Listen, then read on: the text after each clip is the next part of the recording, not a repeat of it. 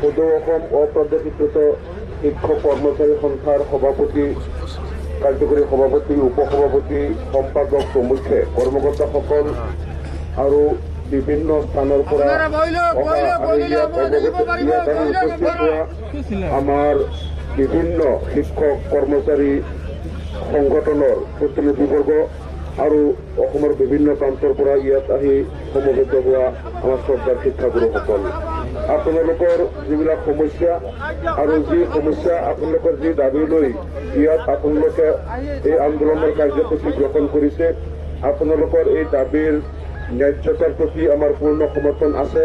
আৰু আপোনালোকে পূৰ্বেও দেখিছে যে আপোনালোকৰ বিভিন্ন সমস্যা লৈ মই প্ৰায়ে অসম বিধানসভাত মই প্ৰশ্ন উত্থাপন কৰোঁ বা বিভিন্ন ডিভাইচৰ জৰিয়তে আপোনালোকৰ সমস্যাবিলাক চৰকাৰৰ দৃষ্টিগোচৰ কৰি আহিছোঁ।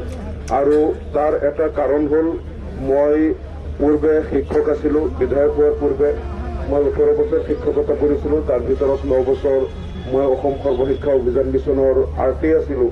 আৰু সেই RT হৈ পেলাই মই নগাঁও জিলাৰ বিভিন্ন বিশেষকৈ জুৰীয়া ব্লকৰ প্ৰায় কেইবাশ বিদ্যালয় পৰিদৰ্শন কৰা, শিক্ষক প্ৰশিক্ষণ আৰু বিভিন্ন ধৰণৰ state text book production, curriculum প্ৰস্তুত কৰা এইবিলাক কামত মই অসম সৰ্বশিক্ষা অভিযান মিছনৰ ৰাজ্যিক পৰ্যায়তে মই কাম কৰিছিলোঁ। গতিকে মই শিক্ষকসকলৰ সকলো সমস্যা জানো। আৰু মোৰ নিজৰ যিটো RT মোৰ যিটো জোন আছিলে বা আমাৰ DSCGৰ অধীনত মই বিভিন্ন ভেঞ্চাৰ বিদ্যালয় বা যিবিলাক প্ৰাইভেট আছিল বা গভৰ্ণমেণ্ট আছিল, প্ৰভিন্সিয়েল আছিল, সকলো বিদ্যালয়বিলাক আমি ভ্ৰমণ কৰিছিলোঁ। আৰু সকলো ধৰণৰ শিক্ষকসকলৰ লগত আমি সৰ্বশিক্ষা অভিযান মিছনৰ সময়ত একেলগে কাম কৰিছিলোঁ। গতিকে মই ব্যক্তিগতভাৱে মই জানো ভেঞ্চাৰ বা অন্যান্য শিক্ষকসকলৰ কি সমস্যা বা তেওঁলোকৰ কি ষ্টেটাছ সেইবিলাক মই জানো।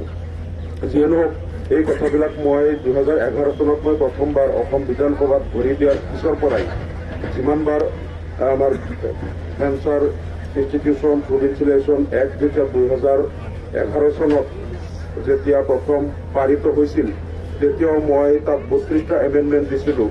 আৰু বহুত যুঁজ-বাগৰ কৰাৰ পিছত মই দিয়া 6টা এমেণ্ডমেণ্ট চৰকাৰে মানি ল'বলৈ বাধ্য হৈছিল। আৰু বাকীকেইটা ধ্বনি ভোটত মই পৰাস্ত হৈছিলোঁ, যিহেতু আমাৰ মেজৰিটি নাছিল। এই 6টা এমেণ্ডমেণ্ট মোৰ কাৰ্যকৰী হোৱাৰ কাৰণে কমপক্ষে 20,000 শিক্ষকৰ চাকৰি বাচি গৈছিল। যদি মই দিয়া 6টা এমেণ্ডমেণ্ট একচেপ্ট নহ'লে আৰু 20,000 মান শিক্ষক বাদ কৰি গ'লে হয়। যিয়ে নহওক ঠিক তাৰ পিছতো বিভিন্ন সময়ত আমি এই প্ৰভিন্সিয়েলাইজেশ্যন এক্ট এমেণ্ডমেণ্ট কৰাৰ কাৰণে আমি প্ৰস্তাৱ দি আহিছিলোঁ। আকৌ যেতিয়া 2017-18 আকৌ যেতিয়া আগৰ এক্টখন যেতিয়া বাতিল হৈ নতুনকৈ যেতিয়া আকৌ ভেঞ্চাৰ ইনষ্টিটিউশ্যন ৰিঅৰ্গেনাইজেশ্যন এক্ট এইটো যেতিয়া আকৌ পাৰিত হ'ল, তেতিয়া আগত যিবিলাক দফা আছিল সেই আগৰ এক্টৰ বহুত দফাখিনি তাৰ পৰা বাদ দি পেলাই নতুন যিবিলাক দফা ইয়াত সংযোজন কৰা হৈছিল, শিক্ষকসকলক আৰু অধিক বঞ্চিত কৰা হৈছিল। আগৰ এক্ট 2011 যিটো এক্ট আছিল তাত শিক্ষকসকলৰ অলপ অধিকাৰ মৰ্যাদা অলপ সুৰক্ষিত আছিল। কিন্তু পিছৰবাৰ যিটো এক্ট পাৰিত কৰা হ'ল তাত শিক্ষকসকলকো এই যিসকলক তাত টিউটৰ কৰা হ'ল, টিউটৰ আচলতে শিক্ষকো নহয়। আৰু বহু টিউটৰ আমি দেখিছোঁ যিসকলৰ ৰিকুইজিট কোৱালিফিকেশ্যন নৰ্মছ আছে তাৰ পিছতো টিউটৰ কৰা হ'ল। আৰু টিউটৰসকলকো সামান্য এটা মাননি দিয়া হ'ল, যিটো বৰ্তমানৰ এই মূল্যবৃদ্ধিৰ এই যুগত এই টকাটো একো কামৰেই নহয়। তাতকৈ আমাৰ ফ'ৰ্থ গ্ৰেড বা অন্যান্য ডিপাৰ্টমেণ্টৰ কাম কৰা তেওঁলোকে বহুত বেছি টকাও পায়। এইবিলাক লৈও আমি বহুত প্ৰতিবাদ কৰিছিলোঁ, বিধানসভাত আমি দাবী কৰিছিলোঁ। আৰু তাতকৈ দুৰ্ভাগ্যজনক কথা, যেনেকৈ আমাৰ আপাৰ প্ৰাইমেৰী ছেকশ্যনত মাত্ৰ 3টাকে পোষ্ট লোৱা হ'ল। আৰু তাতে আমাৰ আগত যিসকল কৰ্মৰত আছিল কিছুমান বিদ্যালয়ত 5, 6 বা ছেকশ্যনত 7, 8লৈকে আছিল, বাকীখিনি ডিপ্লয় হৈ গ'ল। ঠিক সেইদৰে লোৱাৰ প্ৰাইমেৰীটো এনেকৈ বহুত মানুহ আমাৰ বাদ পৰি গ'ল। আৰু তাত ক্লাছিকেল টিচাৰ বিশেষকৈ হিন্দী, এৰাবিক আৰু বহুত স্কুলত আনকি ছায়েন্স টিচাৰ পৰ্যন্তও বাদ পৰি গ'লে 3জনৰ আওতাত নোসোমোৱাৰ কাৰণে। আৰু তাৰ লগে লগে এতিয়া এই যিবিলাক বিদ্যালয় প্ৰাদেশিকৰণ হ'ল তাতো দেখা গ'ল এতিয়া ছাবজেক্ট ৱাইজ টিচাৰ নাই, 3জন প্ৰভিন্সিয়েলাইজ হ'ল। এতিয়া হিন্দী শিক্ষক নাই, হিন্দীটো বেলেগ শিক্ষকে পঢ়াব নোৱাৰে। য'ত আৰবী নাই তাত আৰবীটো পঢ়াব নোৱাৰে, য'ত ছায়েন্স টিচাৰ নাই ছায়েন্স পঢ়াব নোৱাৰে। এনেকৈ মিউজিকেল বা ক্লাছিকেল টিচাৰ বা অন্যান্য আৰু যিবিলাক আছিল চব বাদ পৰি গ'ল। গতিকে এই ক্ষেত্ৰত যিসকল শিক্ষকে অন্ততঃ 15, 20, 25 বছৰলৈকে বিনা বেতনে খাটি তেওঁলোকৰ এটা আশা আছিলে যে আমাৰ বিদ্যালয় এদিন নহয় এদিন প্ৰভিন্সিয়েলাইজ হ'ব আৰু আমি পাম। গতিকে যেতিয়া অতি সীমিত সংখ্যক শিক্ষকক লোৱা হ'ল, বাকী যিসকল ডিপ্ৰাইভ হ'ল, আৰু তাতো এনৰলমেণ্টৰ যিটো কথা চৰকাৰে কৈ আছে যে 30:1 এইটো হিচাপত লোৱা হ'ল, কিন্তু এই হিচাপে 3জনকৈ লোৱা হ'ল। য'ত কম আছে তাত এইটো দেখায় যে 52 এনৰলমেণ্ট আছে, তাত আমি 3জন লৈছোঁ, কিন্তু য'ত 200ৰ ওপৰত আছে তাত কিন্তু এনৰলমেণ্ট হিচাপে লোৱা নাই, তাত কিন্তু 3জনকৈ লৈছে। এই চৰকাৰৰ এই বৈষম্যমূলক নীতিবিলাক আমি কিন্তু চাই আহিছোঁ যে আপোনালোকে য'ত কম এনৰলমেণ্ট আছে তাত আপোনালোকে 3জনৰ এইটো আপোনালোকে দেখুৱাই আছে, কিন্তু য'ত 200 আছে, 180 আছে বা 250 আছে তাত আপোনালোকে এই ৰেচিঅ'টো কিয় লোৱা নাই? গতিকে মানে যিকোনো বাহানাত শিক্ষকসকলক বঞ্চিত কেনেকৈ কৰিব পাৰি, কিমান কম শিক্ষকক আইনৰ আওতাত আনিব পাৰি, এইটো হ'ল চৰকাৰৰ ষড়যন্ত্ৰ। চৰকাৰৰ যদি পইচা নাই হাত দাঙি দিয়ক যে আমাৰ বিত্তীয় অৱস্থা আমাৰ শোচনীয়, আমি অসমখন চলাব পৰা নাই, আমি বাহিৰৰ পৰা ধাৰ ঋণ কৰি ধাৰত কক বকাই আছো, আপোনালোকক ক্ষমা খুজিছো, আপোনালোকৰ প্ৰাপ্য আছিল কিন্তু আমাৰ টকা নাই কাৰণে ল'ব পৰা নাই। এইটো স্বীকাৰ কৰক।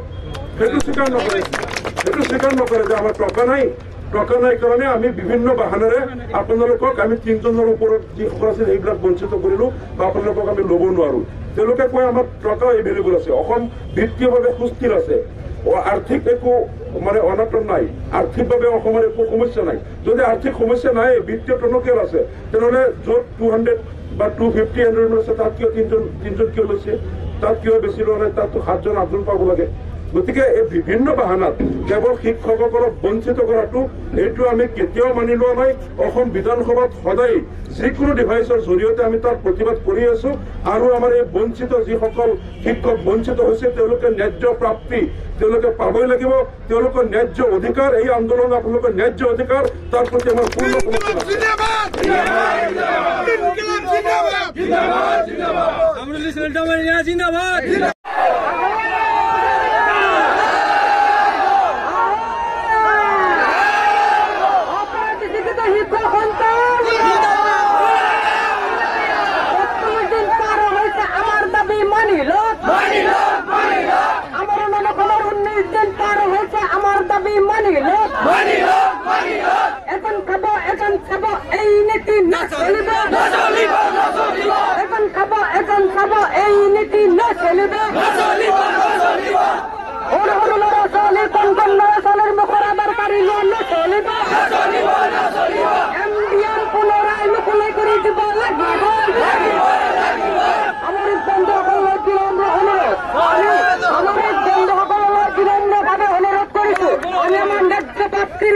গণতান্ত্ৰিকভাৱে আন্দোলন কৰিবলৈ আহিছো।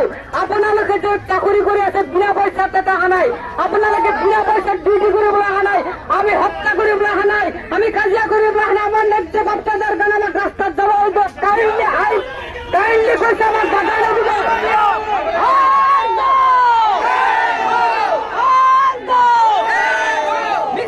বিজেপি সরকার গো ব্যাক, উই ওয়ান্ট জাস্টিস, এজন খাব এই নীতি না চলিব।